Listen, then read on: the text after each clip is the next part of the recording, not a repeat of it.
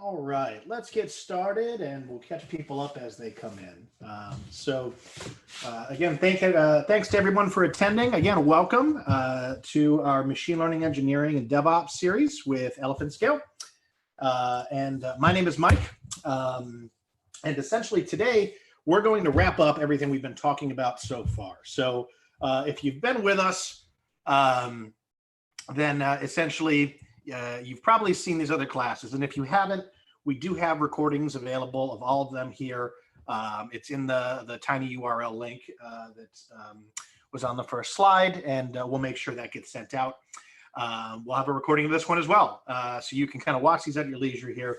But as a quick review, if you've been with us for all the classes or you watched them afterwards here, then here's what you've learned so far.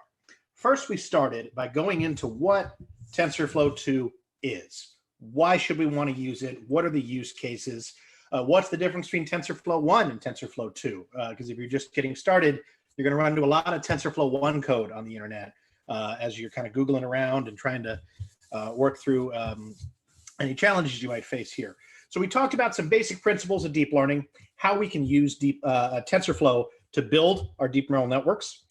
We built some multi-layer perceptrons to go ahead and get a feel for this here. We built a number classifier. We built a handwritten digit classifier in the MNIST data set. We built the fashion MNIST data set as well, classifier for that, to be able to tell the difference between different grayscale images. In class 2, we learned about how, well, when we get into convolutional neural networks for feature extraction, they're great, they're really effective, but they are computationally intensive. So we saw what happened where, oh, I'm seeing that, can everybody hear me okay? I'm hearing there's no sound here, is that correct?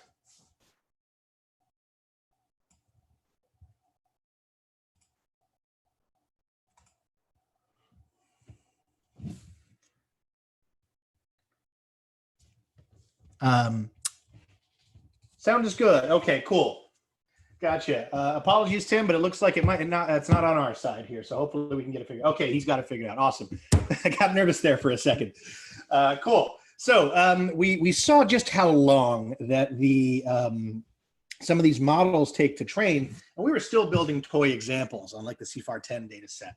And we saw that these can get really long really quickly, right? So we learned how we can use GPUs and TPUs in the cloud through a service like Google Colab to go ahead and really supercharge our training, right?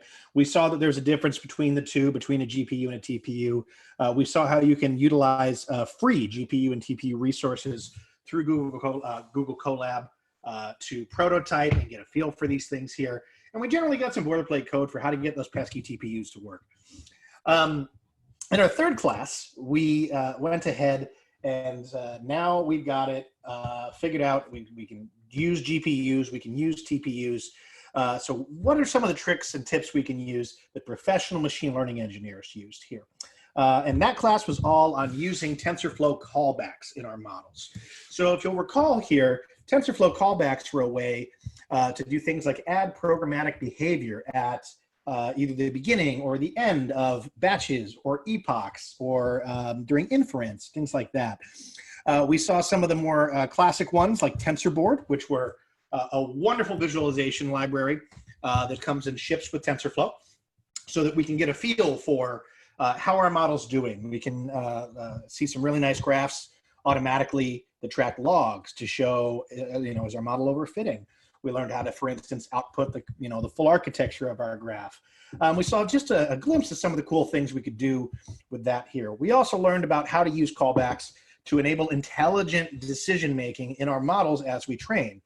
Like, for instance, training for an unspecified number of epochs, letting our model just kind of go, and telling it, hey, keep track of the model checkpoint for the epoch that scored best on validation loss or validation accuracy or whatever's most interesting to us there. So in that way, we could stop hard coding a number of epochs and saying, well, is 10 enough? Is 50 enough? Is 100 enough?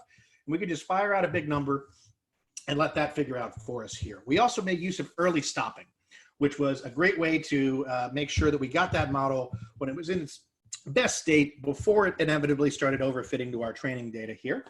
And we learned some more advanced tricks, like how to reduce our learning rate using a learning rate scheduler, or how to reduce it on plateaus. Finally, we looked at how to write our own custom callbacks.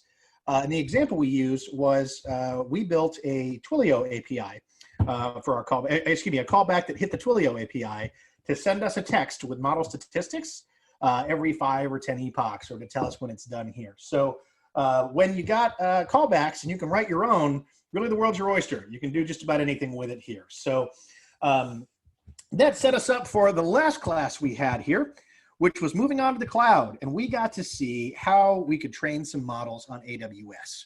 We trained a model in AWS SageMaker, Amazon's premier kind of data science platform.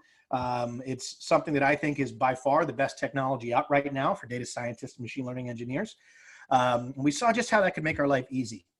We also looked at things like how to spin up our own EC2 instance, how to look at the prices using ec2instances.info to get a feel for what these different costs are. We looked at, well, what's the difference if I want to use a GPU model? How much memory do I want? How do I want to budget this? We even talked about some of the things like how to figure out when we should make use of something like a reserved training instance versus a spot training instance to save ourselves some money. So this brings us to what we're going to cover today. And today is a fun one.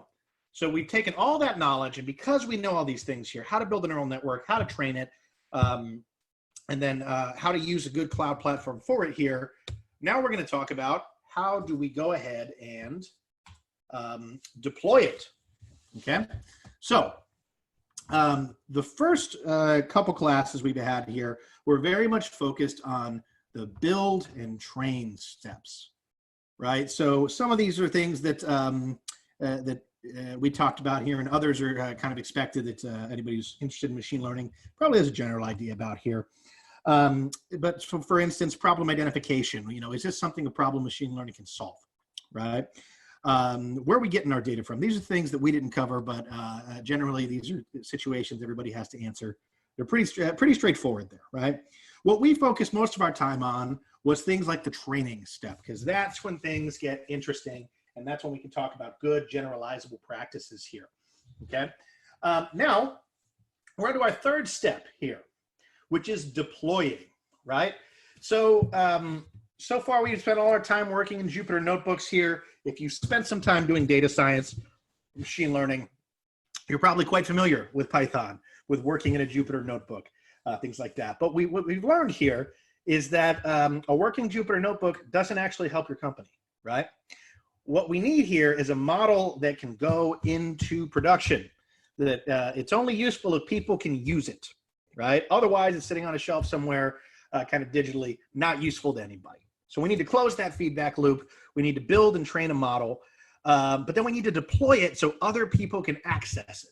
And this is where it gets tricky, right? Because a lot of people learn machine learning and they get deep into the parts of software engineering they need to know for writing really good, robust Jupyter notebooks, training machine learning algorithms.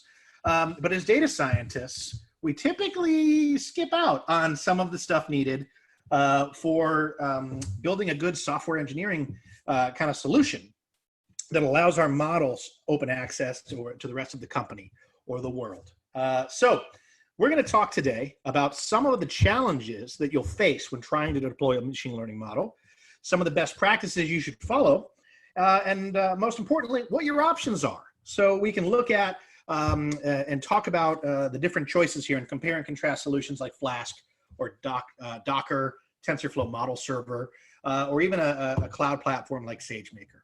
So without further ado, let's jump right into it. Okay. So this is, again, something that you're not going to sit down and at any given point here in the deploy phase, are you going to sit down and write down all of these things here? And say, okay, what are the design decisions I have to make here? Typically, you know these from the very beginning, right? From that initial product ideation meeting where you're talking with your CTO or you've said, hey, I have an idea. I have this problem we're going to solve here. Typically, your business questions are going to define a lot of your design decisions, right? So if you need something that is going to be public facing, right? You need something that is a service. You know, maybe for instance, I build a model that allows anybody to, I don't know, detect sentiment on tweets that are mentioned about them, right? Well, if that's public facing and anybody can use it, then essentially I'm going to need to be able to do real-time prediction, right? Whereas if a company wants to know, hey, what are our forecasts month by month, right? We don't need them more granular than that, but we do want to use AI to do this. That's something you're probably going to batch, right? You're going to say, well, you know, right before every month on, you know, let's say the 25th, we're going to take all the data and we're going to go ahead and train a new model and we're going to output new predictions, right? So these are situations that you'll think about as you're building this here, and this will come with practice. But this will also come with just good critical thinking. You'll also probably during this step here, you'll, you know, during the very first step here where you're building out what your solution is going to look like before you've trained a model, you're also going to think about any limitations you might have. So for instance, the two biggest ones here are memory footprint. How big a model can I afford to have here? And latency. How fast do I need my predictions to be, right? So let's talk about examples of those here.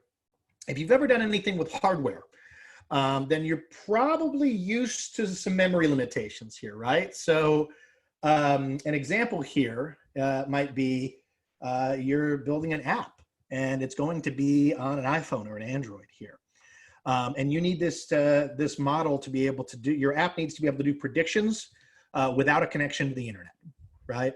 Well, then that means your model has to be on the phone, and that app can only be so large. So you can't pick something like XLNet for natural language processing, which is going to be like an 8 gig model or something like that.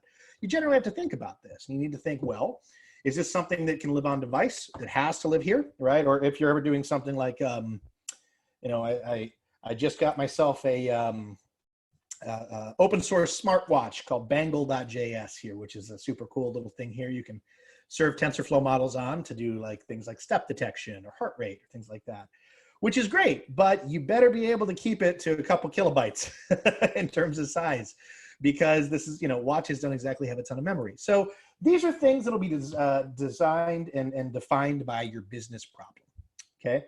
Latency is another thing you'll think about here. Do you have time for your model, for your however people are consuming this model, to go online, like over an HTTP request? All right, can you leave your model in the cloud somewhere, or does it have to be really fast here? For the model itself here, even if it is online, right, how much time, what's your inference time here? So some of these models are quite large, and if you have a model that has 1.5 billion parameters, that means you're going to be doing a ton of math just to make a single prediction. So how fast can you make that, and how can you speed it up? Luckily, TensorFlow is super optimized for this case, so we don't have to think too deeply about this. However, these things do affect our overall design decisions here. Finally, some of the more advanced existing questions you might need to think about as a machine learning expert in your company here are things like, once my model's done, is it really done? Or is it just, this is as good as the model can get with the current data I have? Following up on that, you might say, well, everybody likes to say, oh, my model gets better as you use it. Well, that means under the hood, you're retraining. They're different models each time, right? You get, you use a model, you make some predictions, the user uses it, you find a way to treat that as feedback or labels, right? Maybe they took your prediction, maybe they didn't, maybe they bought something else and your recommendation engine needs to be retrained. So if you're updating it, where's that coming from? How are you getting that? These are things you'll have to think about, right?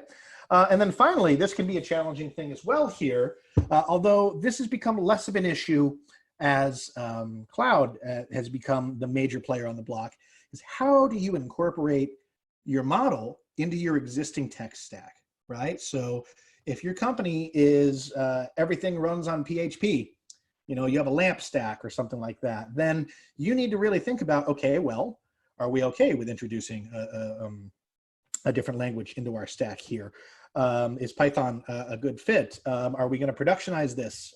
Do we need to run this in C++, right? Because TensorFlow is built in C++ under the hood here. We just you know, work with it in Python. So how fast does it need to be? And these are all technical questions that typically in your first time through, you're not going to need to worry about for existing tech stack. However, if you're in a mature organization, you can guarantee somebody is worrying about these things. So it's important to think about it and say, well, how are people going to consume my model here? Is this going to go up as a microservice? Is this something that can exist on a cloud platform that already exists? For instance, if your company is using Google Cloud or Microsoft Azure, training your model and deploying it on SageMaker probably isn't a good idea because that's AWS, right? So you would need to use it in their existing side here or figure out how you're going to do this, okay? So those are some of the design decisions we need to think about here. We're mainly going to focus for the rest of this time here on, okay, let's go and figure out how are we going to do this here, right? What are some things we're going to do here? I see a good comment here from Yeffin here. He said, we also need to think about concurrency. So if we have several different models, it may be memory and server requests from applications, and data transfer latency. Absolutely, Yeffin, those are excellent points here, and we are going to get to those. So essentially, the nice thing about using the cloud platforms here, when we talk about data transfer latency, if you're using AWS and you're keeping your data in S3, or if you're using Google Cloud and you're keeping it in a GCP bucket, something like that, data throughput is pretty much a solved issue now, right? That's going to be something like 25 gigabits a second or something like that. However, you do need to think about scalability, which is the big, ugly, elephant in the room here that people don't tend to think about when they're just getting started with machine learning. So we can serve a model, but I mean, is one Flask server going to be able to answer 1 million requests a second? How do we deal with that? So yes, excellent points here, and we are going to talk about those. Okay, so let's start simple and work towards complex. Okay, and we are going to walk through 2 great examples today here and look at some actual code from Google and from Amazon itself that demonstrates how to use these on their system. Okay, so the first is the most basic way to do this. If you've got some software engineering experience, especially if you in Python here, if you're got experience as a web developer, you're probably familiar with the little bare bones micro frameworks like Flask for throwing up a web server. If you work in Ruby, you might be used to Sinatra. And again, there's bigger versions here. Like obviously Ruby is you got Rails, which is the Cadillac there, and Python you have Django, which is going to be much larger and does have a module that's just for serving ML models. But typically, you don't need all that overhead. And a lot of software engineers love to just spin up a quick Flask server, just define a couple endpoints, load the model, and fire it off, right? This is great because you can basically put up an endpoint for this in an afternoon. It's not a large task, even if you're not super familiar with this. Now, you need to know some basic software engineering ideas like what RESTful APIs are. And how to do a GET request, or what the difference between that and a POST, and you'll need to think about these things a bit here. However, this is something that you can pick up quite easily online here. You don't need to bring in the experts just yet here. So the nice thing about this is it's quite natural to spin up your model and say, here, so we're going to productionize it. We're just going to make a quick little microservice. So this server is only going to have a couple endpoints, maybe for predicting or batch predicting, or on a single example, or maybe get the probabilities, just whatever the functionality you need here. And you're going to spin that up with Flask. And that's great because you can do that fast. However, there's some downsides to this approach here. One is you have to code it yourself, right? You got to build it up and you got to go. And that means you have to be comfortable with, like, if your model is doing, for instance, image classification, how are you getting these images? How are you handling them? Are you have to do the data conversions yourself and move things around. This can spiral out of control pretty quickly if you're new to this side of software engineering, right? Where you have to take it, and is it coming in JSON? Is it coming in like a base 64 type format here? How are you structuring this, right? This does require some software engineering knowledge. This also makes it a bit more challenging when you decide that, hey, we actually are going to update some things here. We need our model to do something a bit different. Maybe it's going to take in a color image instead of black and white. Well, then this is a very common situation that you run into in software engineering, not so much in machine learning, is version control, right? So let's say you update this here, and maybe you have images that come through on an older iPhone, and then images that come through on a newer iPhone, right? Maybe the cameras are a bit different. The data, it's RGBD as opposed to RGB. Do you have to keep both up? Well, now you have two different servers, they're Flask servers that you need to maintain. So what do you do? And this gets out of control a bit quickly here. This can spiral out of control here. The other thing you have to worry about is that scaling is hard, right? You can be a victim of your own success. So my model works and everyone's happy with it, and that's great when we're getting 10 requests per second. What happens when you're getting 100,000 requests per second? Flask is not going, one Flask server is not going to be able to handle all these here. And if all you're doing is using Flask and you haven't really branched out into other technologies that are complementary, like Docker or EC2 or things like that, then this may not be immediately apparent to you as to how you would go about scaling this horizontally here. So Flask is great if you just need something that's internal, it's quick, or this is a pet project of yours here. But in production, it's generally, you can run into some issues down the road if you start simple like this here and you don't have a good plan for adding complexity and dealing with complexity as things grow and mature. But this is still the simplest way to do things here. And if you're looking to get some practice with these things here, I can't recommend Flask enough. It's a great way to spin something up and make it immediately available and let your team that's going to consume it say, hey, go ahead, try this. Here's your endpoint. See if this works, right? This is something you can do quickly and then therefore iterate on quickly, right? So, and then once you've kind of figured it out, then you can start thinking about more robust solutions. So that's our first way we can deal with this here. The second way that we would deal with something like this here is to Dockerize it here. So we can containerize what we're doing. Now this itself is a bit more, this is, another level of technology coming in here, right? So turning your model into, so maybe you take that Flask server, you throw it inside a Docker container. Well, now the nice thing about Docker containers is you can scale those horizontally quite easily inside of cloud instances, right? So you can take something like K8s or AWS and use their Elastic Container Store, and you can quite easily say, oh, you know what, we need a new version here, cool. We leave our old Docker container for version 1 alone here, and now 2.0 is going to be this Docker container. So it allows you to do some of these things here to scale up quite horizontally, or scale down as much or as little as you need to here. Docker is kind of blown up for quite a reason here. It's just incredibly useful technology. We're big fans of container tech and Docker here at Elephant Scale. The challenge here is that it can be a bit hard to get started. So if you're brand new to machine learning, or if you're, maybe got a lot of research experience in machine learning, but not necessarily production engineering experience here, there's a whole lot of added complexity and things you'll need to learn, right? So you need to understand what Kubernetes is. You need to understand what Docker is, how maybe Docker containers differ from a VM, how you can use them, what Docker Hub is. So these added benefits come with added complexity. And this is a solution I would call configuration over convention, right? So you have to deal with the config yourself, right? You have to choose what is going into my Docker container and how's it going to run? What operating system is that running on here? What are the endpoints here? So you still have to worry about Flask and all that other stuff and figure out what your model server software is here. Another common use case here is TensorFlow model serving, which we will look at here shortly. We'll look at a live example of this. And throwing that inside a Docker container is a nice trade-off, I think, here, because it saves you from having to build your own server, scales quite well, and you can focus on the thing that matters most, which is the model. However, again, it takes some time because you have to deal with that configuration and you have to deal with the eventual challenges of learning that and maintaining it here.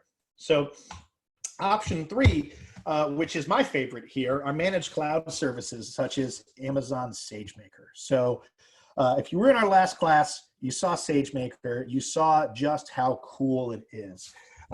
We looked at SageMaker and spinning up a notebook in the cloud, training a model using, on a GPU backed server. We also looked at SageMaker Studio, which is a whole in-browser IDE that has things like the ability to track experiments, deploy endpoints in a single line. We'll look at an example of how to use the SageMaker SDK right in Python code today. And we'll see that actually, if you use a service like this, going from model to productionized endpoint is as simple as one line of code. And to me, I think that is awesome, right? We can deploy in one line. It's very, very easy to monitor our endpoints because Amazon is already, AWS already comes with a ton of awesome things like CloudWatch and other things to pay attention to. What's the traffic like? Do we need to worry about load balancing? All this happens and you don't have to think about it, right? If you're spinning up your own Flask server and you're going to deploy them all individually here and you're going to scale horizontally, you might have to write your own load balancer. And that I wouldn't wish that upon anybody in the machine learning world, because that is an entirely different skill set and it's very hard to think about and do. Not a lot of overlap with what we do as professionals here. So nice thing about that is AWS and Microsoft and Google and any other provider you typically use, they typically abstract a lot of this complexity away. You don't have to deal with it. They've got a solution. They've got experts on here building something better than we could ever build on our own. And we can pay by usage, right? So we don't have to worry about scaling our model. We can, or scaling it up or scaling it down by usage. It does that for us. The better thing here, I think that's most useful and most natural as a use case here, is if you are with a company right now that has a software product, chances are your code base already exists on AWS or Microsoft Azure or Google Cloud. It's probably already living there because the cloud has just become that useful. There's no reason to run your own servers on-prem anymore, aside from maybe some issues like, companies don't want, if you're directly competing with all three of those companies, you might not want to put your data on their servers, things like that. But those reasons are few and far between. You typically don't see that too much. Chances are, if you guys have a software product here, it's already on a cloud, and that cloud, I guarantee, has some sort of service like SageMaker that's going to make this much easier for you. So you don't have to worry about all the challenges of how do you integrate this into your tech stack, right? Because it's already there. So it's very natural, and you can take advantage of all the cool bells and whistles these platforms come with that make kind of going from one thing to another, like going from training to deployment, smooth as silk. So you'll really appreciate it. That's where these platforms really shine. Now, this doesn't mean they aren't without downsides, right? If you are building and training and productionizing your work on AWS SageMaker here, then you're typically stuck on AWS SageMaker and AWS as a whole. Now, it's not too hard to say, well, we're going to migrate everything we have from Amazon to actually we're moving to Microsoft here. It's no harder than it would be to just migrate the rest of your service over here. However, this means that it's just one more thing that ties you to a given platform. People understandably do get nervous there that they not sure they want to sign over the golden handcuffs, right? So another thing I would say here is that although SageMaker is incredibly mature, Microsoft has its own machine learning studio. Google has a ton of these things too here. In my mind here, I think SageMaker is the most advanced. I think it's the most useful, certainly here. They're not all quite there yet. And you might be using, a different service, right? It's not uncommon to, go with Paperspace or Floyd Hub or one of these other options out there. And they may not have a platform like SageMaker to handle a lot of this for you. The downside here, now pay by usage, you see in both the pros and the cons list.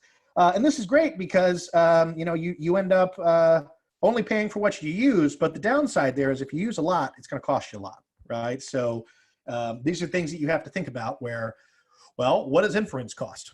And you do have to pay attention to things like, well, I train my model on a GPU machine.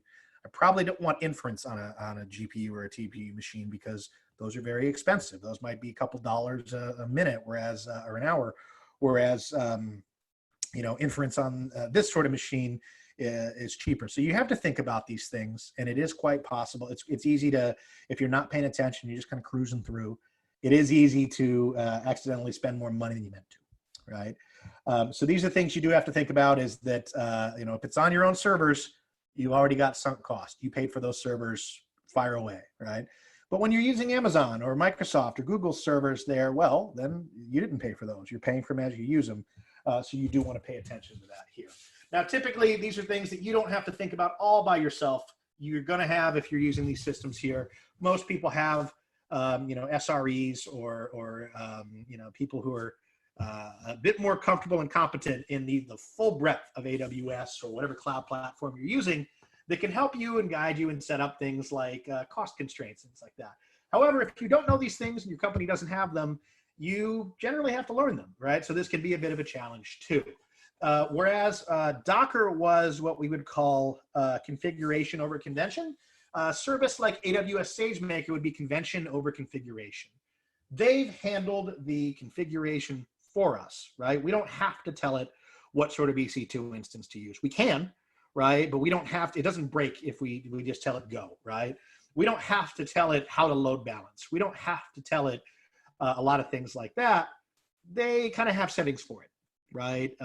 So it's great that we can use that and get moving fast here. Personally, I think that if you're going to say, you know, what's the fastest way to get something productionized? It's not Flask, it's this. Once you understand where everything is, you might need to watch a 10-minute video from AWS, or you might need to, you know, go through a tutorial or two or look at the docs. But once you know what you're doing with these services here, you are really in a better place than without them. So these are great, okay? So without further ado, let's talk about some of the types of things that we can do here. So we're going to start by looking at live examples from TensorFlow Model Server, which is a software library that TensorFlow's created that allows you to just save your model in a certain directory format and fire it off. And you just run TF Model Server. It handles the rest. It creates the endpoints, the documentation, all that good stuff for you. And then we'll also take a look at, let's say we're using SageMaker, and we're going to look at some code and how you would do this in a Jupyter notebook. We're going to look at an example of how they use Blazing Text, which is their implementation of Word2Vec, and it's the fastest out there, and turn that into an endpoint with a single line of code. So we'll see, and we'll get a feel today for what these look like.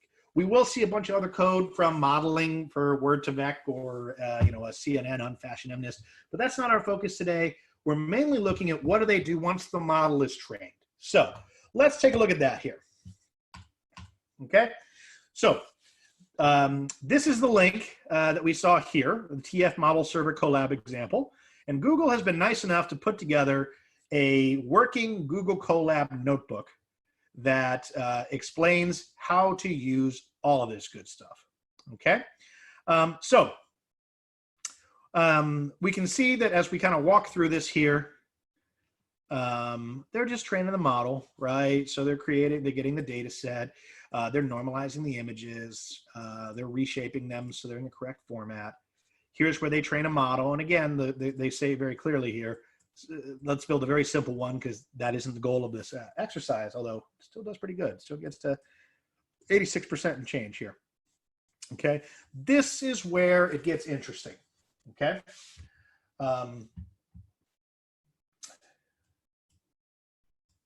Yes, Tatiana. So we're going to share this notebook and the links after this here. So happy to. You can also Google it. And just I forget the name of it up top here, but train and serve a TensorFlow model with TensorFlow serving. And we'll drop these links in the chat in just a bit here. Okay. So what we're looking at here, you're very welcome. So what we're looking at here is they have to create a directory for the model. So they've trained the model. We got to here. To this point here, we have a trained model. We're happy with the test performance here. As early as class 1, this has been our kind of our endpoint for every class we've had so far. Now what, right? So all we're going to do here is we're going to turn this into a saved model format, and this uses something called proto-buffers under the hood. Now, if you haven't heard of proto-buffers, It's like JSON, but on steroids here. So proto buffers are a technology that Google uses internally here, and they make kind of passing data around really fast and performant and smooth. So we don't have to touch the proto buffers ourselves here, but that is how TensorFlow is saving these things under the hood. So if you work with proto buffers, feel free to take a look at it. And you go, oh, okay, this is what it looks like here. So what they're doing is they're saving their model in a specific directory format. Notice they set a version number because we talked about versioning for, who knows what you change your API as here. You need to keep these things to where you can version them easily. So they're creating a model directory here. They're setting the path. They're exporting it here. And then they save the model there. And this is just a lot of boilerplate that you can change around here. If you want the optimizer, you want to sign the model so it's clear, that sort of stuff. And these are all things you can look up in the documentation. Realistically, these are things I never really have to figure out. It's just, you can work with their boilerplate on this one. So they spit this out, and you get a couple things here. You get the assets, a saved model.pv file, and the variables themselves, which are going to be the weights and kind of the graph itself here. And these are things you won't have to touch. You're not going to have to go into these and do anything here. You can load a model from this directory quite easily, and it will do that, right? But for this one, once you've got it set up in this structure here, so here they're using something that's called Save Model CLI. It's a command line interface that comes with TensorFlow to say, hey, so we have this here. Let's say you did want to inspect it. And this is basically going to show, like, what are your layers and what are the shapes and all these things here. Now, I want to take a second for us to take a look at this here, because this is useful, not when you're the only person doing this here. If you're going from training to kind of saving to loading it all by yourself, and this is quite common for data scientists and machine learning engineers in smaller companies, then you're not going to have to worry about this. You understand what the model is, you built it, and then you're productionizing it. But in larger orgs, there's typically a pretty well-defined line between what data scientists do, who build and train the original models, and then machine learning engineers, whose job it is to take those model prototypes these data scientists have created, these initial proof of concept solutions, and productionize them and put them into shape where it's fast and performant and in the best possible shape for that company. You may not know, if your job is to productionize models, you may not know what the shape of this is. So these are things that would be communicated over, ideally, just like you would have a data dictionary, ideally. But if you've worked in data, you probably know that isn't always the case here. Typically, there's a lot of missing information sometimes. So it's quite easy to spit this out and say, well, what does it look like? And what are my layers? And what are the shapes it expects here? So they do come with that. And that's always something that's helpful to kind of look at. Now we get to the fun part here. The model was saved. Now we look at how they install the TensorFlow model server, right? And this is just a pre-built web server package with a command line interface that does all of this for us. So Google already did it, so we don't have to. All we have to do is download it and install it. And that's exactly what they're doing here with the curl call and the APT update. And once they've got this here and they install here, so again, we're using Linux under the hood here. So we're using apt get, there's TensorFlow model server. Now we get to actually using it, right? So it literally is this. It's a command line called to TensorFlow model server. You'll say what port number you want to use, what the name of the model is, and then the path, and you're pretty much good. Right? And it's going to go ahead and create logs for you. Again, we set that right here. And this is up and running. So this shut down because I'm in a Colab notebook here, but you can run this on your own machine. You can run this here, and I'm assuming if I restart the runtime, this will stay up. And essentially, it's quite easy to write some code to call these things here. And we're looking at, they're using, all we need to do then is turn our data to JSON and hit the endpoint, right? So again, we didn't have to create an endpoint here. Here it says, right now it's running on localhost because, again, we're running it locally. We didn't spin this up in a Docker container inside an EC2 instance or something. That was the port that was set up before, 8501. And then here we see the endpoint itself, right? So we talked about versioning. That's why they included the version number, the models, and then you can put many models in here. So, and then here we've got the predict endpoint. So it's quite simple to just say, well, go ahead and pass it as JSON and get it back. And, so you serialize your data, send it to the model server, get the response back, deserialize it from JSON to what you need here. And you see, oh, and we've actually got, some good answers here. So we can look at what it was here and what it's doing. So again, this is a notebook that we did not write. This is written by Google on how to use TensorFlow Model Server. And you'll see it. I know that if you're looking at this here, first time you hear this looks like a lie. Like, what the hell is all that? But once you play around with it, I encourage you, download your own model, save your own model, try using TensorFlow serving, and get a feel for how to send some stuff off here. And you'll see it's actually pretty simple, right? Because it covers the endpoints for you. All you need to then focus on is writing the code to do JSON serialization and deserialization, right? So any data preprocessing you would have to do. Okay, that is how to use TensorFlow Model Server. So what does this look like in the wild? Well, typically, this is something that you put inside a Docker container, right? So one really robust solution that people see a lot out there is you save your model, you train your model, you save your model, you load that model into a Docker container, right? And you set the version number, all that good stuff. And then you're going to go ahead and use that Docker container with a managed service for kind of auto scaling. So you might use something like, Kubernetes, if you're doing it yourself here. You might do something like Amazon ECS is the one that I like most here. It's an elastic container store where I can kind of give it that and set thresholds, and it's going to scale up or scale down, more containers, right? It's very easy. It's almost like that container itself is a prototype. And if there's the demand to have 10 different containers up, and it's going to load balance between them, then I've got 10 different, web servers that are running TensorFlow Model Server that can handle these things for us here. So highly recommend you take a look at TensorFlow Model Server. It is awesome. This is what I would call the more configuration-based solution here. We're not going to go into how to write your own Flask server here because that's more of a tutorial on Flask than it is about TensorFlow. All you do there is load your model and call model.predict, same as you would anything else.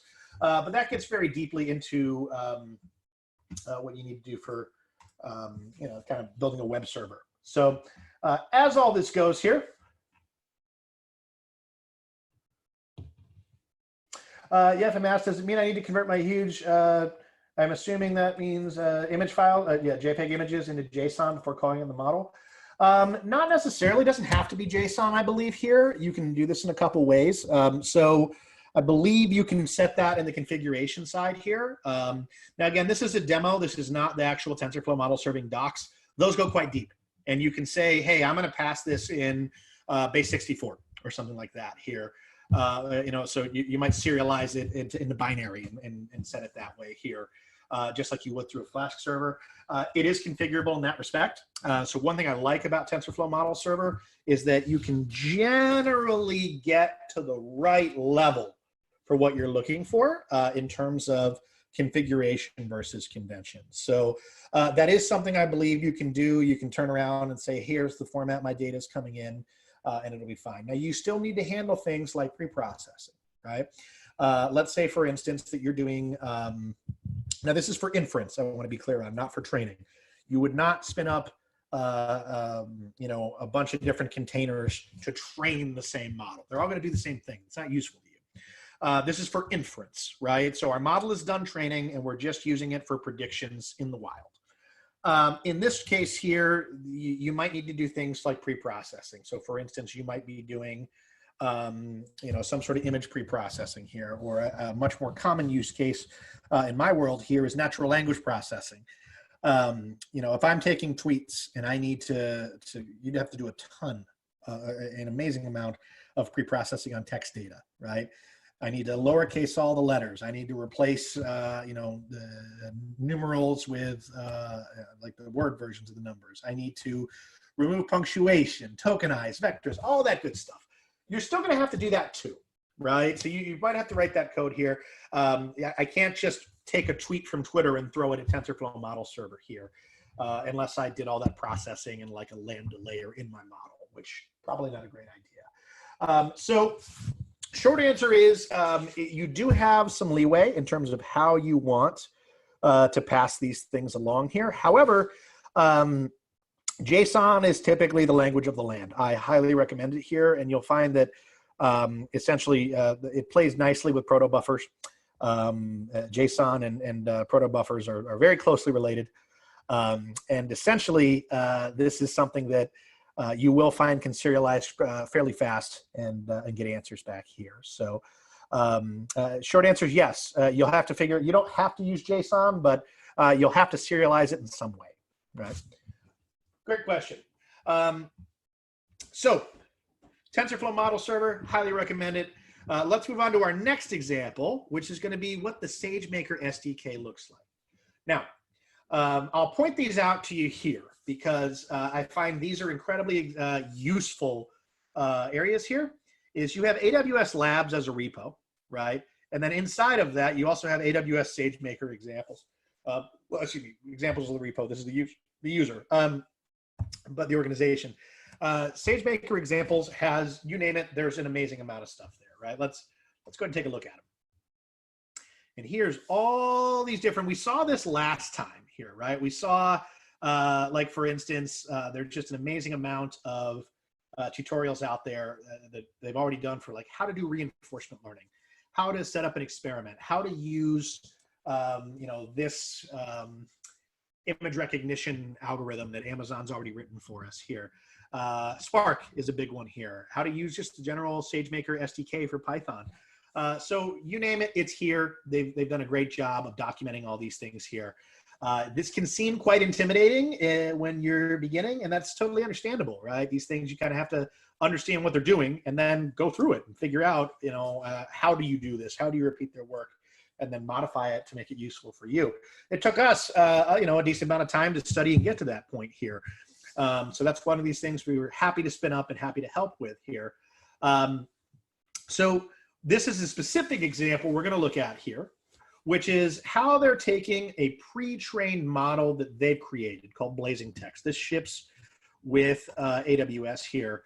And they're going to create an endpoint for it here. Now, this is something I want you to pay attention to because there's a lot of code here that's useful to us and there's a lot that's not for our own specific purposes. Let me zoom in on this a bit here so you can see it. And essentially we see there's the SageMaker library. Now this is different from Boto 3. If you've worked with AWS before here in Python, you've probably used the Boto 3 library. So SageMaker itself is an entirely different library here, although it does play nicely with it here. And you've probably seen like getting the session object from Boto 3. SageMaker is gonna, I'm sure SageMaker just wholesale subclasses a bunch of stuff from Boto 3 here. So generally what you're doing here is you're setting up your things the same way you would using Boto 3. You get the session, you get the execution role. If you don't know what these mean, that's okay, right? This is something that is pretty standard for using AWS and using their SDKs here. Here they're grabbing the data. They're splitting it into different things here, like for instance, getting the training data, adding it to an S3 bucket, figuring out where that goes. And now this is where it starts to get interesting here, okay? So we've learned before, we talked about this briefly last class here, and if you've spent some time working with AWS or another cloud provider, you're probably familiar with there being different regions, for instance, US West 2 or US East 1 or something like that here. So you do need to grab these things, right? And you create a container. And that's basically going to say, hey, here's the container I'm using here. Now, this is a pre-trained container, right? This is a pre-trained model. So we're just downloading theirs, right? And we're grabbing it. This is kind of the same way we're using, when they say container, you can think of it like Docker. It's a Docker container, okay? So they get the container, they get the region. And then we're basically looking at, this is about model specific stuff here. So CBOW or skipgram here. That's word to vec specific here. And this is just saying, well, what you can do with it. Now, this is, I think, the most important line, right? Because SageMaker has this concept of estimators. Now, TensorFlow has this too, right? And more importantly, SageMaker has its own module for TensorFlow. And what this does is it takes in the container, which basically contains things like, you know, hey, what image am I using? What Docker image am I using? Role would be like your IAM role, right? And then these are some other things that are going to be familiar with you. What type of machine am I using here? How many instances am I running? Where is this going? So all that good stuff, right?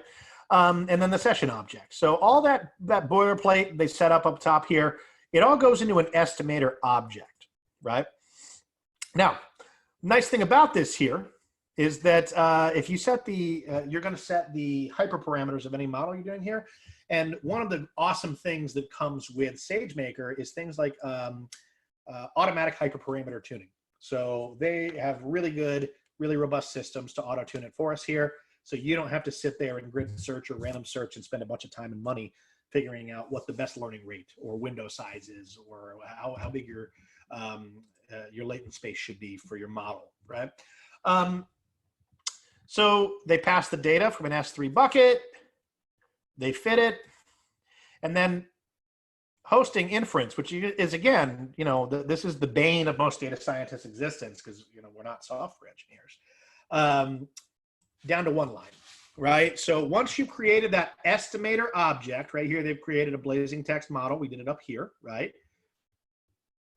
We've set this correctly. We've passed in the model itself here. And now this is when we're using a pre-trained model, but you can create an estimator from any TensorFlow model you create. You could create one from any sklearn or PyTorch thing you create. You name it, it's there, okay? And this is just a wrapper that goes around your model and helps it talk to SageMaker. So when we come down here, it's literally just whatever model object you created, the estimator object, .deploy. And you'll notice the instance type is something we can set here. Now, we talked about this briefly before. There are some types of things that, you know, we probably use a model with a large, you know, ton of memory and GPU or TPU for training, but those are expensive. For inference, this isn't necessarily what you need. So the types of instances that you train your model on and the types of instances you deploy your models on are generally not the same kind. So it's as simple as saying, how many endpoints do I want, right? Initial instance count, right? How many, you know, this is for, if you know you have a lot, you might start with 10 or 100 or whatever number, right? And what type it is, what type of machine it's going to run on. Now, this is it. And if you open up SageMaker and you go to the endpoints window, you will see that up and running in there. So this brings me to the final point here, which is I encourage you, do play around with this. Do try and train your own model and throw it on to SageMaker using endpoints here. Throw it on endpoints using SageMaker. And you'll see it's a great feather in your cap. I think it's a step that every machine learning engineer should be able to do, is to say, you can point to a model, you said, I trained that and I put it in production. Because if you can do that with one, you can generally do that with most other use cases you have here, right? It's a great place to start. However, if you run this code, don't just leave it up, because again, that endpoint is live, and that endpoint being live is usage, and you pay by usage.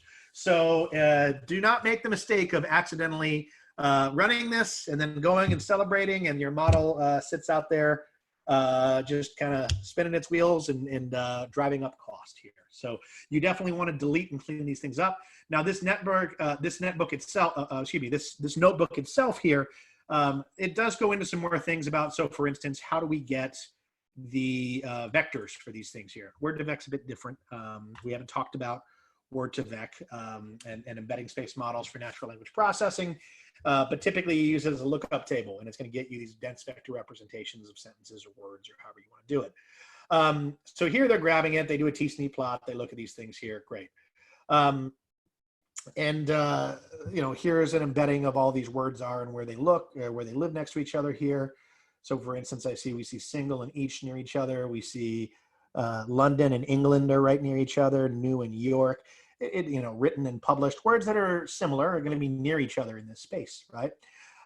Now, this is specific to the algorithm they're using here, blazing text, which is just a fast version of Word2Vec.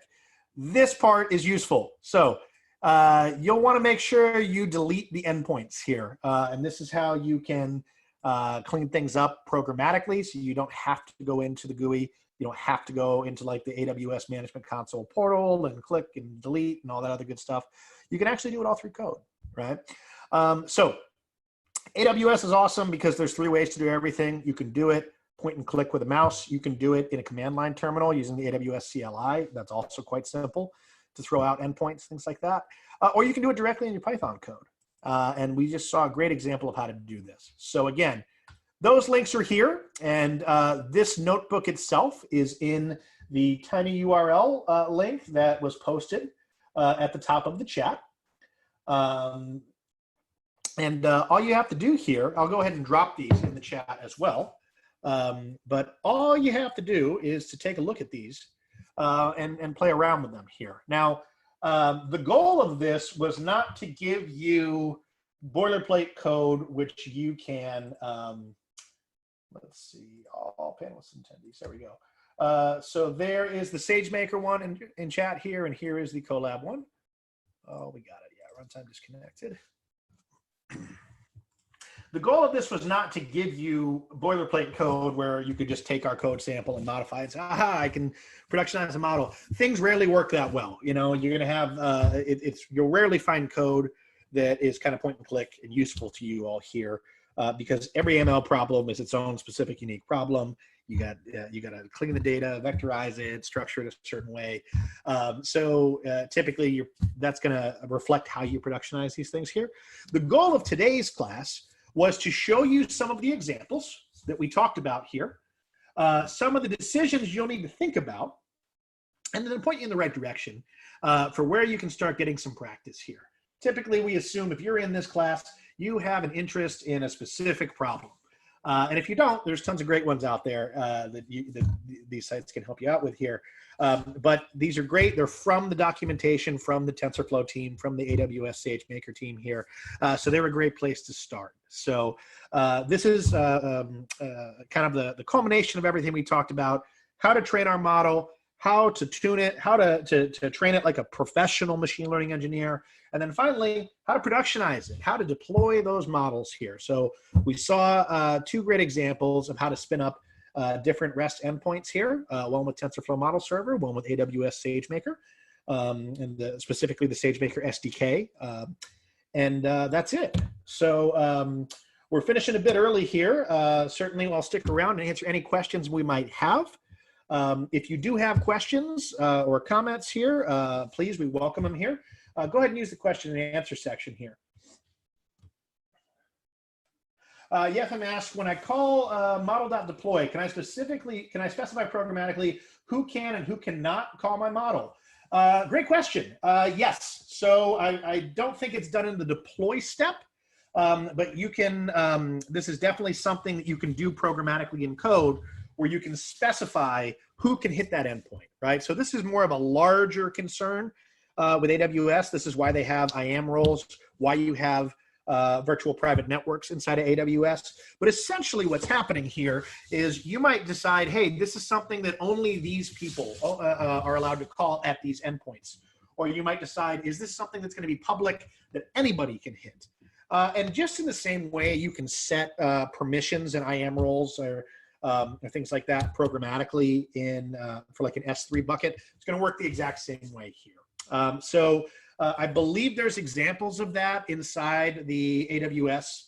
I don't know if it's in the SageMaker side here, because again, they're just, putting it public and then removing it down. Or I think they're doing it for the specific IAM role they set. But I guarantee it's somewhere here within AWS Labs, or perhaps the SageMaker examples here. That may be something that you would need to, this is outside of the scope of what I think a machine learning engineer would handle here. This would be more along the lines of maybe a security engineer, or a lot of times companies kind of offload all of the cloud stuff to SREs, site reliability engineers, who is their job to know the platform inside and out and be able to set different permissions, different IAM roles, things like that. So I don't know if it's in the deploy call itself. My guess is it's when you set up the session. But yes, the short answer is yes, that is something you are able to do, if not through that specific method. Great question. Al Mercado asks, with GCP, you have Kubeflow pipelines for ML deployment. Is that faster or easier for model predictions here? So Al, I'm actually not too familiar with how they compare and contrast with one another here. I am not quite sure. I'm assuming that's going to work along the same times, along the same way that you would do things in AWS, as you would set up that Docker container and create your pipeline here. To be completely honest with you here, we have tons of experts in our company that are specialists in each of the cloud platforms. My area of expertise mainly is AWS. So great question here. I'm sorry I don't have a good answer for you off the top of my head, but it's certainly something that if you're looking to explore, go ahead and shoot us an email and we can hopefully figure it out together.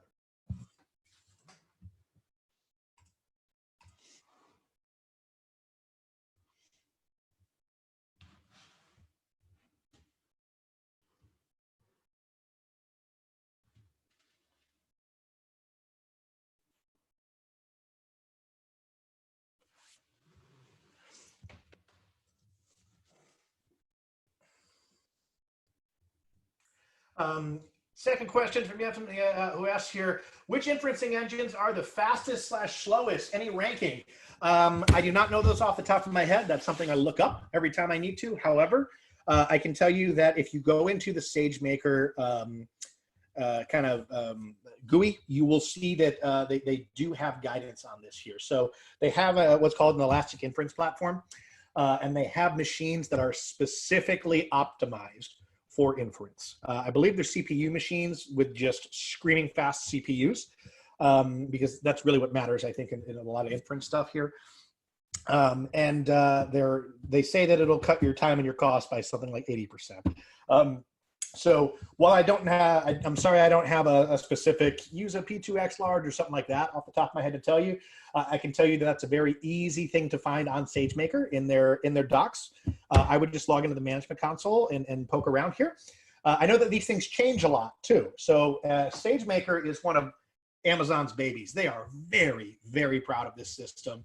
And if you go to reInvent or any of their conferences, you pay attention to their trainings, every single conference, they have just a massive amount of time dedicated to SageMaker. So it's been useful, I think, for about a year and a half, 2 years, as it's really gotten to maturity here. And now they're really starting to get to the bells and whistles and optimizations, things like that, to make things so you can optimize exactly what sort of machine you use for training and for this. And you can use something like CloudFormation to spin it all up and set it up there. So it's pretty cool. There are things out there for you that can help with this here. They are not all created equal. Certain engines for inferencing are definitely going to be faster or cheaper or slower or things like that. But I would direct you to AWS for that, and you should be able to find those answers pretty loudly and clearly. Great questions.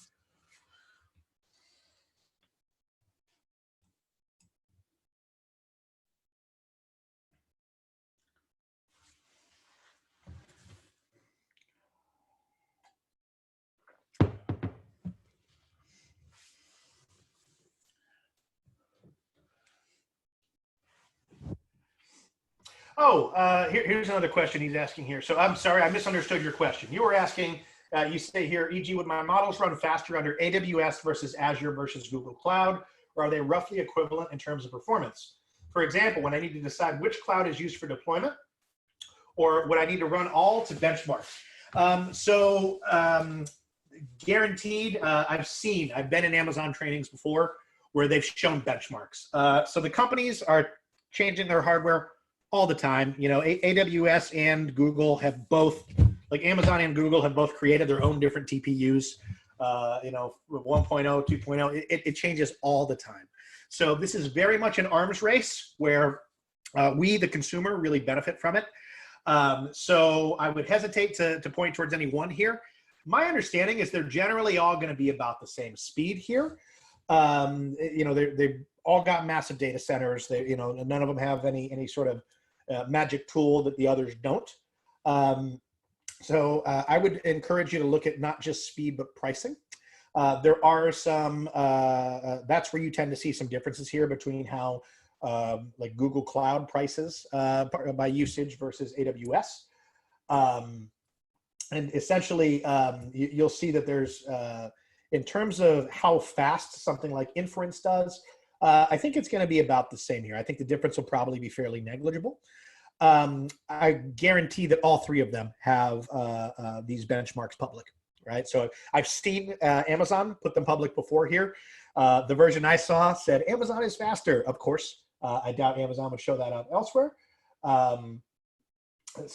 Essentially, it's really going to depend on what service you're using and also what you're using that service for. But in my experience, they're pretty negligible. It's going to be about the same. Great question. Another question from Al. He asked, for streaming inference with ML, would it depend on how the data is streamed, like Kinesis versus PubSub versus Kafka? Short answer, yeah, that'll definitely, if you're getting into streaming data, then yes, that's an entirely different animal. How you do that with streaming data is significantly more complex, right? That is something we have a lot of experience with. However, my partner here, Suji, is I think a lot deeper inside the you know, Spark and Hadoop world and all that here. So I can't tell you off the top of my head, like if you're using Kafka versus Kinesis or a PubSub architecture or something, what the differences are here. But yes, I can tell you that when you're doing inference on large amounts of streaming data, yeah, there is a bit more complexity there here. Now, luckily, those all play pretty nicely together. And again, if you're using like, you know, Kinesis or something like that, it's going to work really well off the top of it here with SageMaker. So there are things that are built into the libraries themselves, like SageMaker or even the GUI for SageMaker, that's going to allow you to do that with Spark or you know, any sort of streaming data platform like, you know, Kafka.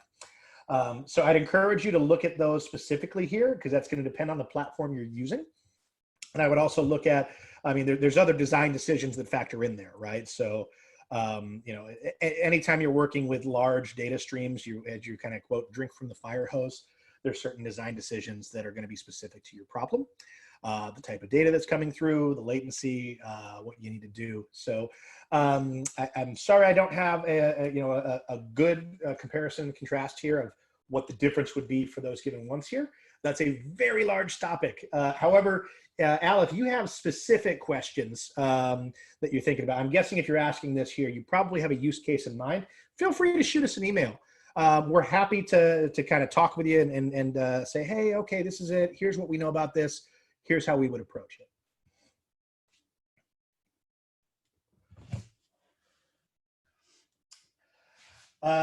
Another good question from Yefim. He said, would you recommend any libraries for deployment of these ML models onto embedded or IoT devices? Yes, absolutely.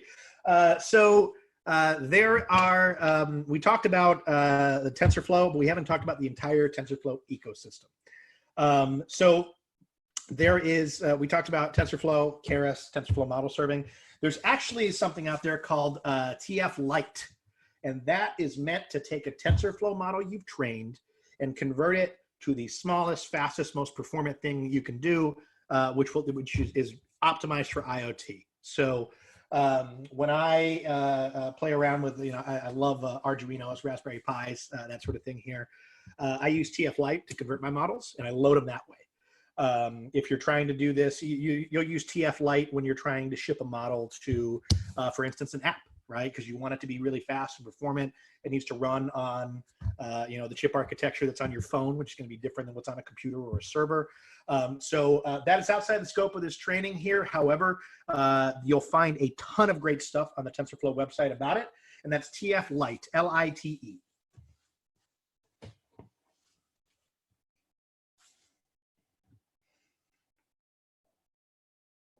You're very welcome. Thank you for the wonderful questions.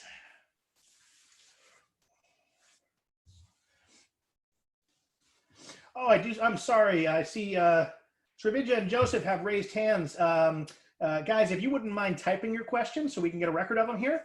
Apologies if I've left you hanging there. But if you guys have questions or comments, please type them in the question and answer or the chat window, and I'm happy to respond that way.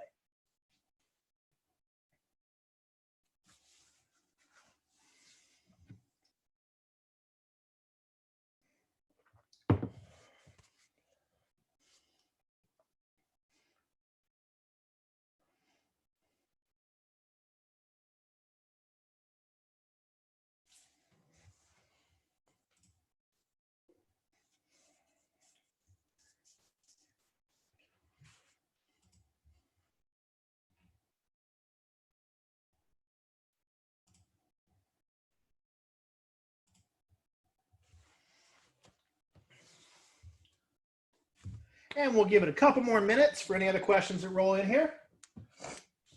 Oh, here's one more. Would we recommend any libraries for deployment of these ML models onto database management systems for inferencing inside of DBs using SQL?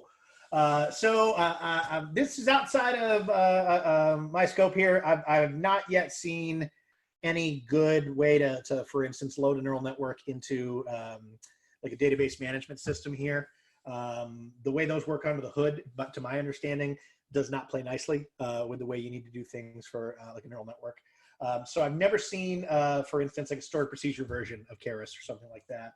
I do see, I think a more common use case here is to build a pipeline from whatever SQL data store you have. You go from the classic ETL or ELT process here to your model, to your inference here. And then certainly you can pipe that back in if your goal is to, for instance, to do this and maybe store the data here. So maybe you want to add a new column to a database that's actually a prediction based on the data at a given date and time. Then you would typically start with your database, do traditional ETL or ELT, pipe it to your model, have your model create the prediction itself, and then pipe that prediction right back into there. However, I've never seen this done in any way to where it all stays on the database, the DBMS itself. It's typically your data lives in your DBMS, you pull the data off, you do what you need to do, and then if you need to pipe it back in, you do that later. A good question. Srividya asks, can we please ping the link for the session recording? Absolutely. So Srividya, we do not have the link ready yet. We post those up when Zoom has finished processing. Typically it's within 24 hours here. The link, if you scroll up in the chat, I'll repost the tiny URL here. But this is the document that is our, whoops, where is it? This is going to be the document that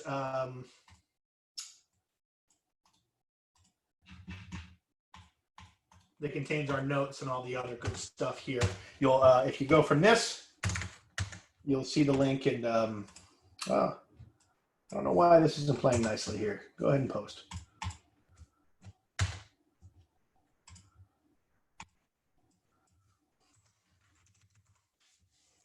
Oh, that was fine. I'm hitting the wrong keyboard. There we go. So there's the tiny URL link. This will bring you to the Google Doc that has all the info from all the classes here, and you'll find links as well. We typically send out an email afterwards with any resources and links too. And again, as soon as the video is done processing, we post that and we'll let you guys know as well. So that should help. Tim, you're very welcome. Thank you so much for attending. Glad you enjoyed it.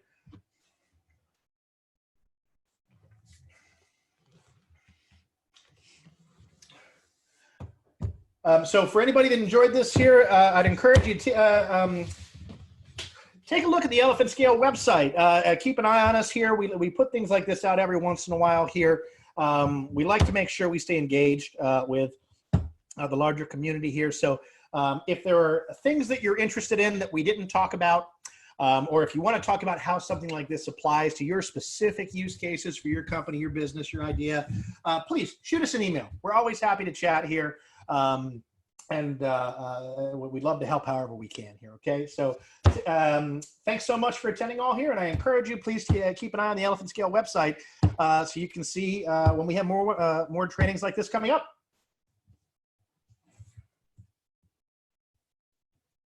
I think that's it for all the questions, so I'm going to go ahead and shut this down. Thanks again, everybody, and hopefully we'll see you in the next one. Have a good one.